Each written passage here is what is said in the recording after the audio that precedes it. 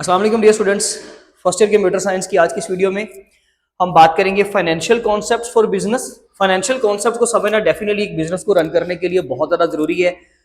सबसे इंपॉर्टेंट चीज़ ही है डेफिनेटली। कोई भी बिजनेस जब कोई बंदा सेटअप करता है तो वो इसी वजह से करता है, फाइनेंस के लिए, प्रॉफिट्स के लिए।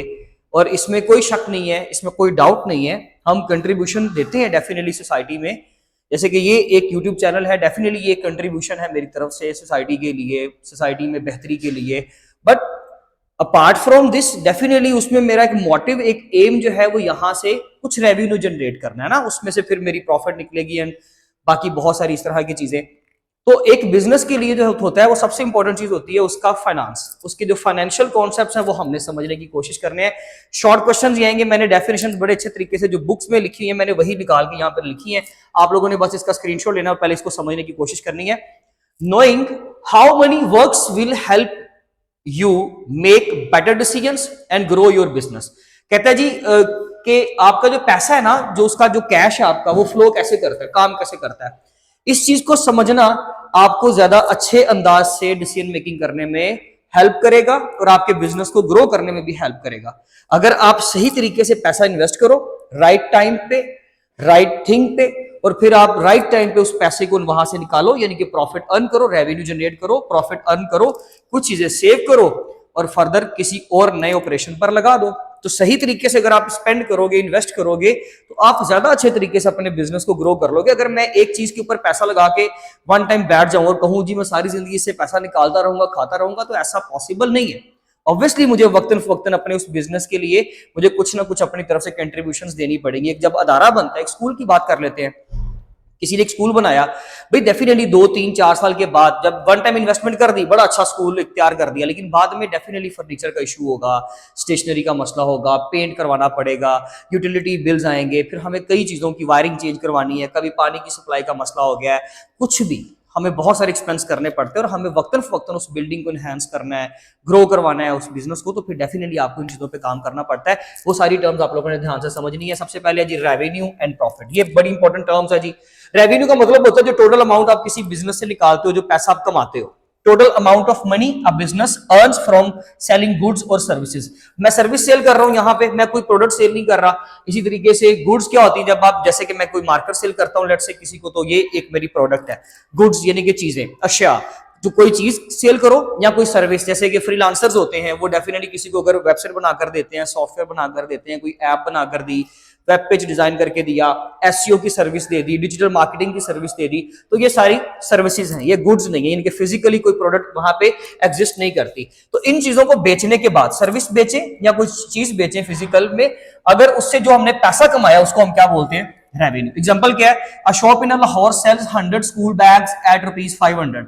भाई एक लाहौर में एक दुकान है, उसने 100 बैग बेचे हैं, कितने में, 500 रुपए में ईच, फॉर ईच। तो 100 मल्टीप्लाई बाय 500, तो कितना आंसर निकला है जी, 5000। ये 5000 जो है, सॉरी 50000, ये 50000 जो है उसने क्या कर लिया, रेवेन्यू जनरेट कर लिया। क्या ये सारा उसका प्रॉफिट है? नो भाई, डेफिनेटली वो जो बैग उसने खरीदे थे या खुद से अगर बनाए थे, तो उसका रॉ मटेरियल मतलब जब सारी चीजें, उसका फैब्रिक अलग था, जो जिप लगती है साथ वो अलग थे, जो उसके अंदर सारे कैबिनेट्स बने होते हैं, वो जो सारे उसके अंदर डिफरेंट टाइप की स्पेसेस होती हैं, वो हर चीज भाई अलग अलग था। आपने वो तमाम चीजों को बनाया, उसके ऊपर प्रिंटिंग करवाई है, हर चीज के ऊपर आपकी अलग अलग कॉस्ट लगी, आपने लोगों को सैलरी दी होगी, आपका बहुत सारा एक्सपेंस आया होगा। फिलहाल जो आपने पैसे कमाए हैं, ये सारा, ये आपका रेवेन्यू है जो टोटल आपने कमा लिया, ठीक है। इसी में आपकी कॉस्ट भी आपने निकालनी है, लोगों की सैलरी भी निकालनी है जिनसे बनवाए हैं या जिनसे खरीदे हैं, या जो अगर आपने खुद भी तैयार करवाया तो ये सारे रेवेन्यू के बाद हम चलते हैं प्रॉफिट के ऊपर। प्रॉफिट क्या होता है, money left after subtracting all the cost of running business.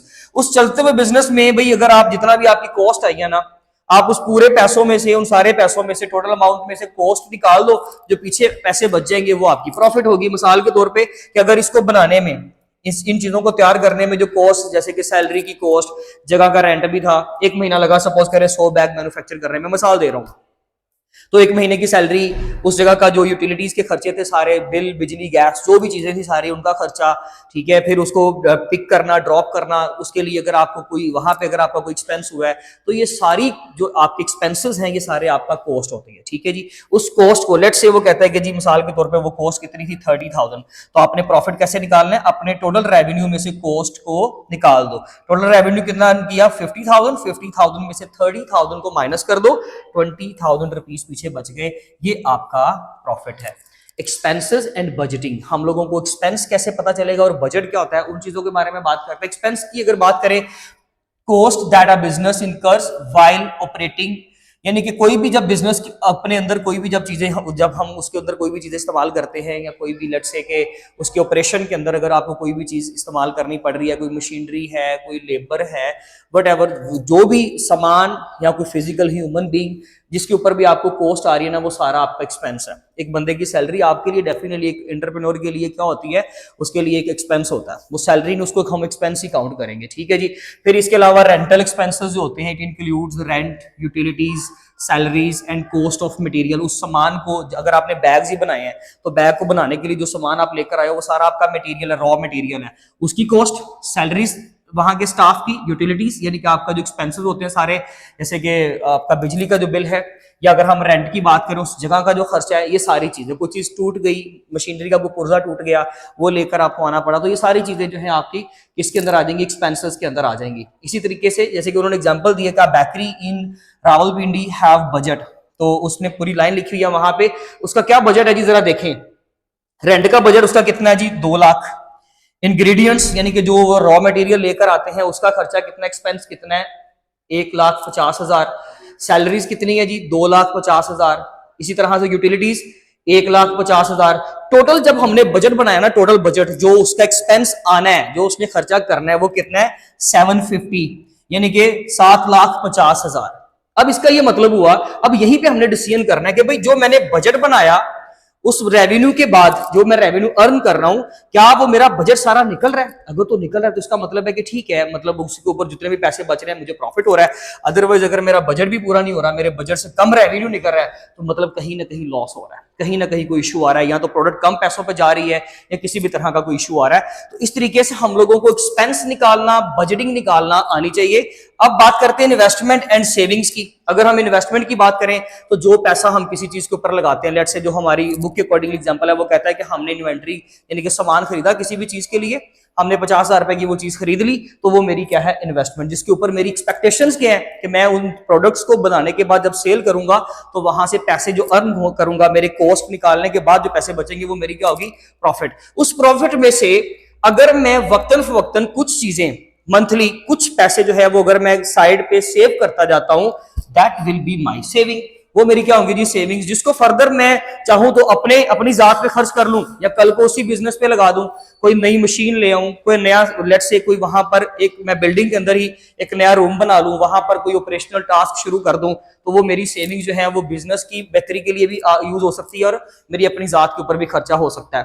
इसके अलावा लोन्स एंड इंटरेस्ट, अगर कभी आपने बिजनेस में कोई आपको कोई ऐसा ऑर्डर, कोई ऐसा प्रोजेक्ट आ गया कि जब आपका बहुत ज्यादा एक्सपेंस आना है, लेकिन उतना आपका कंपनी का बजट ही नहीं है, आपका एक महीने का बजट कितना था ये, अगर तो उतने रेवेन्यू से आपका मैनेज हो रहा है तो ठीक है, आपका रेवेन्यू से ज्यादा है और आप उसके अंदर अंदर ये मैनेज कर रहे हो सारा, तो फिर तो ठीक है। लेकिन अगर आपको उतना रेवेन्यू भी नहीं है, आपके पास उतनी इन्वेस्टमेंट भी नहीं है, सेविंग्स भी नहीं है, सारे खर्चे डाल के, सारे पैसे डाल के भी अगर आपके पास पैसा नहीं है, तो फिर आप किसी भी थर्ड पार्टी से, किसी बैंक से लोन लेते हो, ठीक है जी, आपने कर्जा लिया। अब डेफिनेटली जब आपने वो लोन रिटर्न करना है तो उस लोन की जो अमाउंट है, यानी कि लोन को बाय करने की जो अमाउंट है, that is called as interest, जिसको हम सूद कहते हैं, तो वो इंटरेस्ट आपको उसके लिए पे करना पड़ेगा।